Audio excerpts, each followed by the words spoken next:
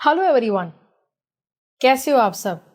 So as you can see कि आज हम लोग एक नए सेटअप में आए हैं। नए साल 2026 के इस साल की शुरुआत में हम एक नए सेटअप के साथ एक नए रूप में आपके पास यहाँ आ चुके हैं।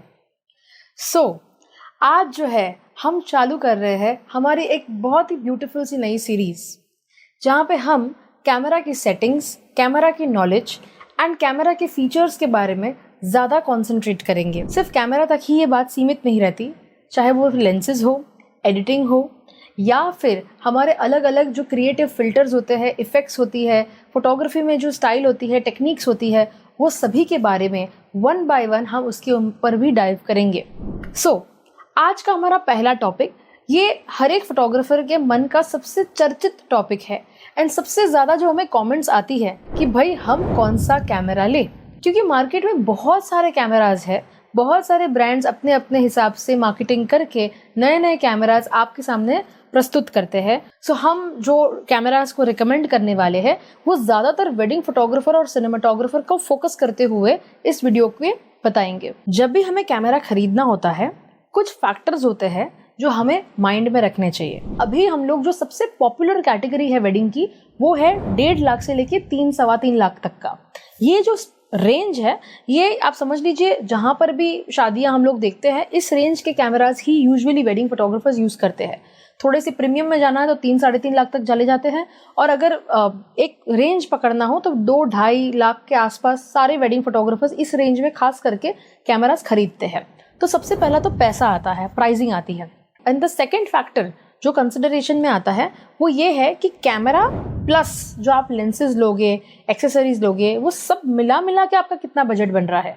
काफ़ी सारी बार ऐसा होता है कि लेंसेज कैमरा से ज़्यादा महंगे हो गए तो वो तो आपको ज़्यादा उल्टा ऊपर पड़ गया, तो उसके भी बारे में हम थोड़ा सा डिस्कस करेंगे। एंड तीसरे बारे में हमको ये फैक्टर ध्यान में रखना है कि देखिए, हर कैमरा ब्रांड जैसे मैंने बताया अच्छा काम करता है, पर अपना अपना कलर साइंस लेके आता है एंड अपना अपना कंफर्ट लेके आता है। किसी को इसका मेनू अच्छा लगता है, किसी को उसके कलर ज़्यादा अच्छे लगते हैं। आपको कौन सा अच्छा लगता है, आज हम उसके बारे में भी डिस्कस करेंगे, ठीक है। ये 3 मेन सेक्टर्स है। सबसे पहला आता है लूमिक्स का S1M2 and S1R2 and S1M2E, ठीक है। अभी लूमिक्स ने हाल ही में ही जो है ये 3 कैमरास को लॉन्च किया है। तीनों की जो प्राइसिंग सेक्टर है वो आप पकड़ लीजिए 2,80,000 का S1R2 और S1M2 है एंड 2,20,000 का S1M2E है। अगर आप बजट फ्रेंडली कैटेगरी में जाना चाहते हो, S1M2E आपके लिए बेस्ट है। पर अगर आपको थोड़ा सा ऐसा है कि प्रोफेशनल कैटेगरी में जाना चाहते हो, ज़्यादा उससे काम करोगे, तो S1M2 और S1R2 सबसे बेस्ट रेंज में आता है।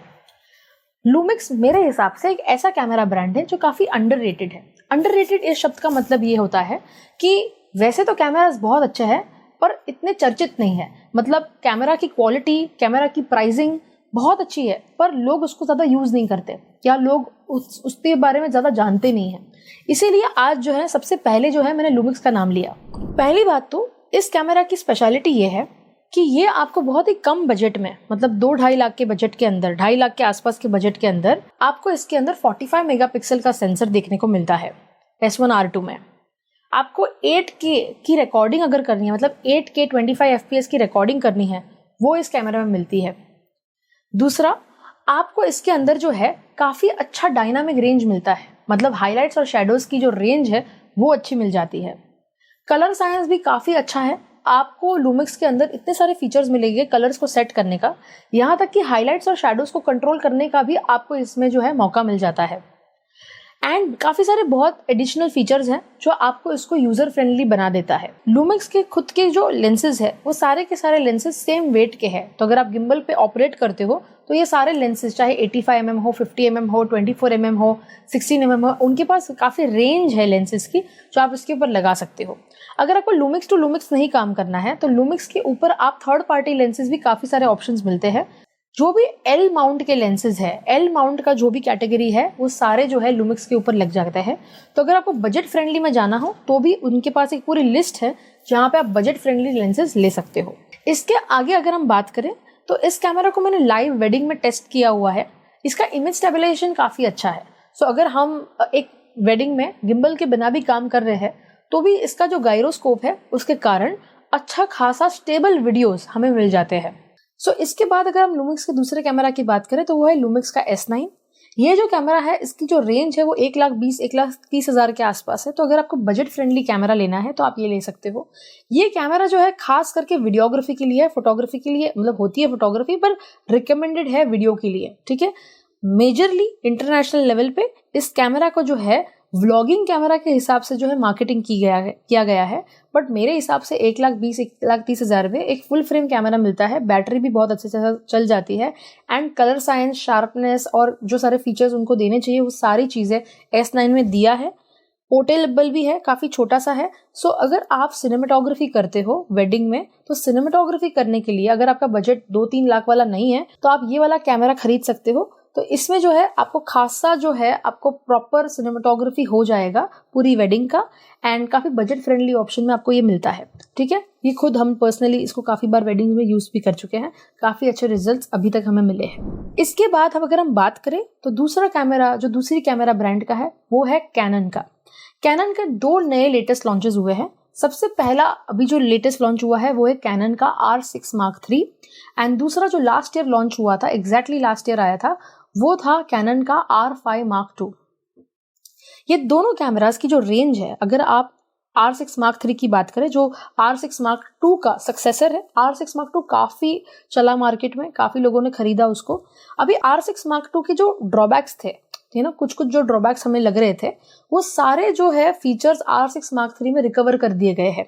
HDMI पोर्ट को बड़ा कर दिया गया है, काफ़ी सारे प्रीसेट्स दिए हैं, 7K ओपन गेट रिकॉर्डिंग कर दी गई है, यहाँ तक कि जो फ्रेम रेट है जैसे 4K 120 FPS, ये सारे फीचर्स भी उसमें दिए हैं।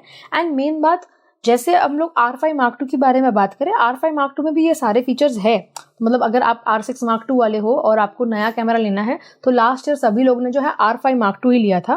पर R5 Mark II का कैसा है कि कैमरा बहुत बेहतरीन है, मैंने उसको भी वेडिंग में यूज़ किया हुआ है, पर वो कैमरा का जो प्राइस है वो 3.5 लाख के आसपास है, जो काफ़ी लोगों को महंगा लगा था, है ना। तो 3.5 लाख के आसपास अगर आपका बजट है तो श्योरली आपको उसमें भी जाना चाहिए।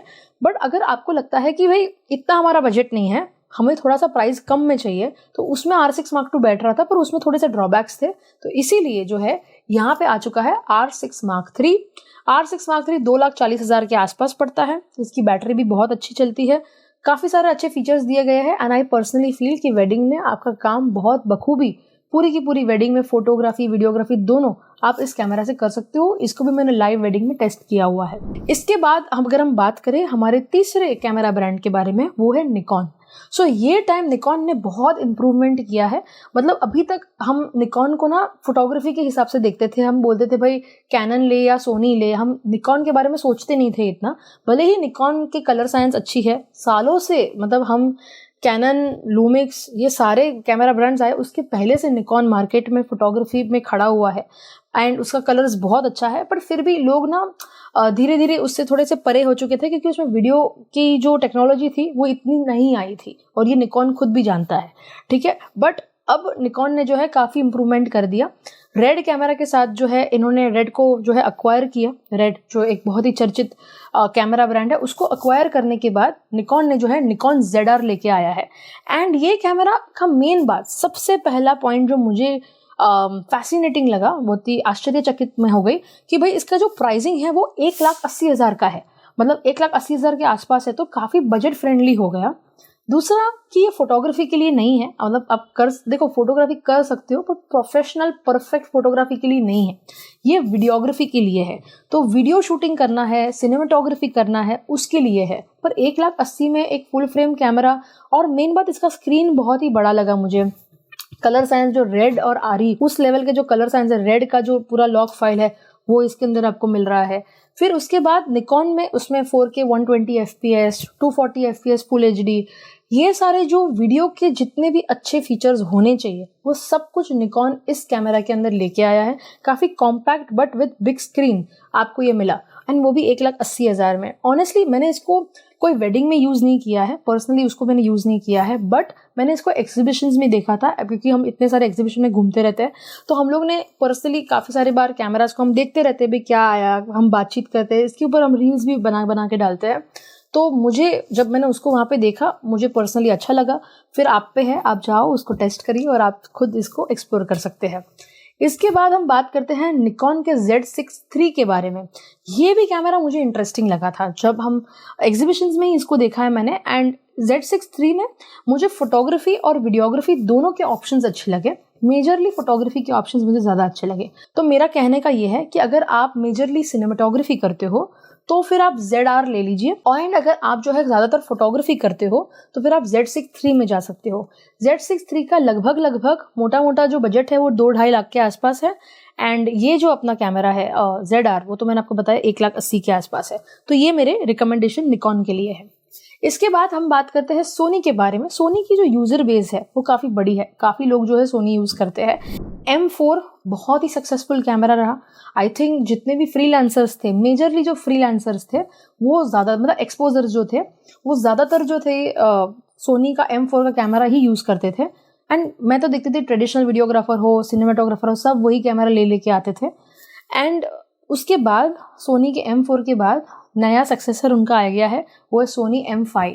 ठीक है, अब काफ़ी लेटेस्ट लॉन्च है। जो भी सोनी के M4 के फीचर्स थे वो तो उसमें दिए ही है, हालांकि उसमें कुछ एडिशनल फीचर्स भी दिए हैं जो सोनी M4 में थोड़ी सी माइनसेस थे वो उसमें प्लस किए हैं ऑफकोर्स। बट M4 और M5 में पर्सनली मुझे बहुत बड़ा डिफरेंस नहीं लगा। M3 और M4 में काफ़ी डिफरेंस था, पर M4 और M5 में इतना कोई ह्यूज डिफरेंस नहीं है, पर श्योरली थोड़े से कुछ फीचर्स एक्स्ट्रा एड ऑन किए हैं।